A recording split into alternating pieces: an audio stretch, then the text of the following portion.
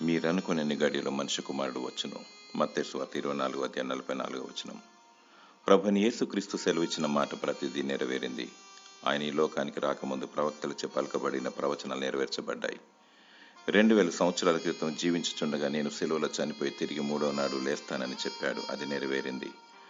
ఆరోహణమై వెళ్ళిపోకముందు నేను మరల వస్తాను, మీ కొరకు స్థలం సిద్ధపరచి వెళ్ళుచున్నానని సెలవిచ్చాడు.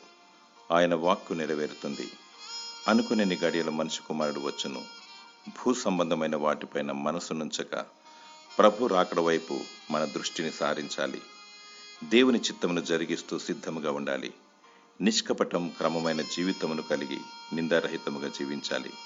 దివారాత్రములు వాక్యాన్ని ధ్యానిస్తూ ప్రార్థిస్తూ స్తుతిస్తూ ఉండాలి. దేవుడు నిన్ను నిష్కలంకమైన వధువుగా సిద్ధపరచునుగాక. ఆమేన్.